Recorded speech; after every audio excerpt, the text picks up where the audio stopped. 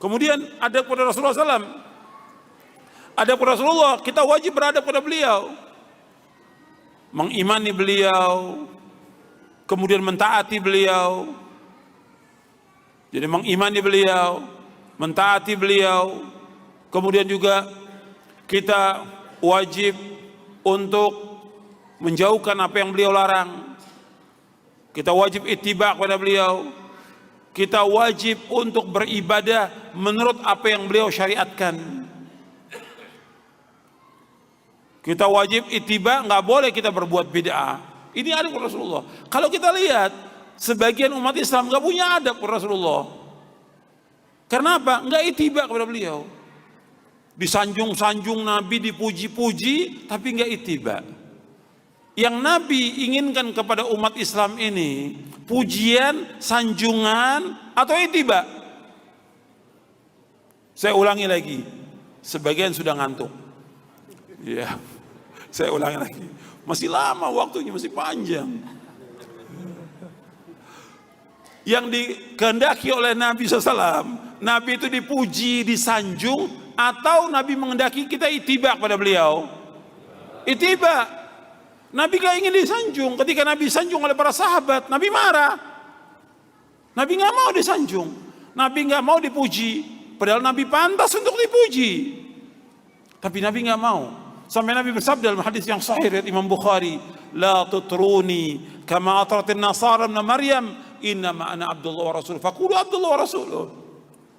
Janganlah kalian memuji, menyanjung aku sebagaimana orang-orang Nasrani menyanjung Isa bin Maryam. Aku ini hamba Allah dan Rasulnya. Panggillah hamba Allah dan Rasulnya. Yang Nabi kehendaki kepada kita ittiba, mengikuti beliau, bukan memuji, menyanjung. Artinya dengan perbuatan kita ittiba, mengikuti beliau, jejak beliau, mentaati beliau, menjauhkan larangannya. Ini ittiba namanya. Kalau pujian, sanjungan gak ada manfaatnya. Pujian, sanjungan, nggak ada manfaat. Apa pujian kepada Allah tapi nggak ibadah kepada Allah, nggak ada manfaatnya. Pujian kepada Nabi tapi nggak ittiba kepada Nabi, nggak ada manfaatnya. Bahkan dia melanggar syariat dengan berbuat-buat bid'ah dan yang lainnya, nggak boleh. Orang yang berbuat bid'ah nggak punya adab kepada Rasulullah Sallallahu Alaihi Wasallam. Saya umpamakan begini, ya. Antum punya seorang pembantu atau pegawai. Tiap hari pegawai ini muji antum, tiap hari. Tapi kalau disuruh nggak mau kerja. Gimana pegawai yang seperti ini? Baik atau tidak? Mungkin antum pecat udah. Pembantu tiap hari datang cuma muji aja, suruh kerja nggak mau. Yang Nabi kehendaki kepada kita ittiba kepada beliau, mengamalkan sunnahnya, bukan pujian, sanjungan gak ada manfaatnya. Yang Nabi kehendaki ittiba. Makanya Allah menyebutkan dalam Al-Quran, dalam surah Ali Imran surah 3 ayat 31, Qul in kuntum tuhibbunallaha fattabi'uni yuhibbukumullah wa yaghfir lakum dzunubakum wallahu ghafurur rahim. Katakanlah seandainya kamu cinta kepada Allah, ikuti aku. Ikuti siapa? Ikuti siapa? Kita Rasulullah. Bukan ikuti ustadz, bukan ikuti dai, bukan ikuti syekh, bukan ikuti imam. Allah mengatakan, Qul in kuntum tuhibbunallaha fattabi'uni yuhibbukumullah. Seandainya kamu cinta kepada Allah, ikuti aku, ikuti Rasulullah. Nih saya Allah akan cinta kepada kamu dan Allah akan mengampuni dosa kamu. Allah Maha Pengampun dan Penyayang. Yang wajib kita ittiba Rasulullah. Dan ingat, perhatikan ini. Tolong perhatikan. Seandainya kita mengikuti sunnah Nabi SAW, menyalahi orang banyak, kita diikuti sunnah Nabi. Di kampung kita orang berbuat bid'ah, kita ikuti sunnah Nabi SAW. Maka jalan yang kita tempuh ini sudah benar. Ini jalan selamat. Meskipun orang lain membenci kita. Yang berbahaya, kita tinggalkan sunnah Nabi, kita ikuti masyarakat. Ini yang celaka. Dan ini banyak terjadi. Bukan hanya orang awam, termasuk apa? Para ustadz, para dai, kiai, tuan guru, habib. Ngikuti siapa mereka? Ngikuti masyarakat. Ini yang celaka. Kita akan ditanya oleh Allah pada hari kiamat, satu orang ini. Siapa? Nabi Muhammad SAW.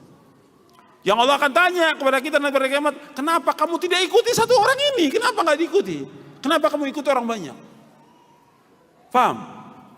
Ketika kita dikubur, yang ditanya tentang apa? Ketika kita dikubur, 3 pertanyaan. Yang pertama apa? Tentang madinuka. Yang kedua apa? Kok nggak nyambung sih?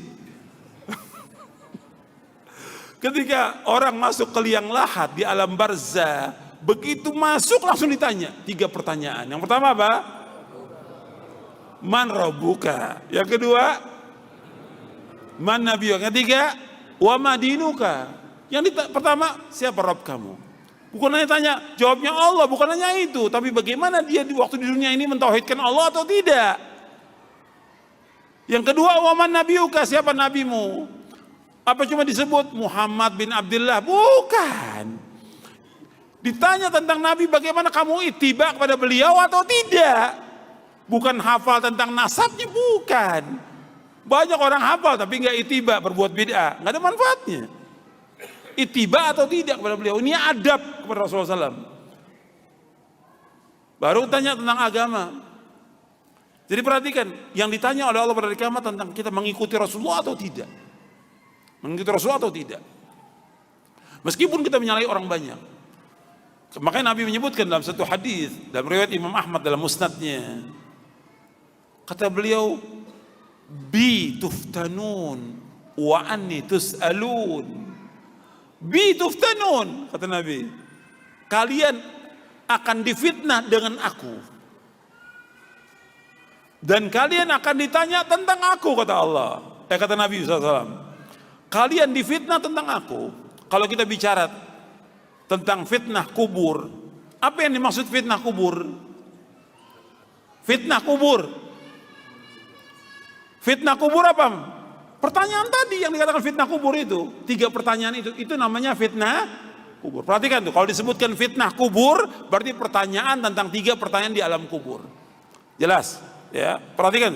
Dan ada dalam kitab-kitab akidah pembahasannya. Nanti anda baca lagi syarah akidah Ahlussunnah wal Jamaah. Kalau dibilang fitnah kubur, artinya pertanyaan tentang 3 pertanyaan, itu namanya fitnah kubur. Bi tuftanun, kata Nabi, kalian akan terfitnah dengan aku. Akan ditanya. Wa an itu salun, dan kalian akan ditanya tentang aku.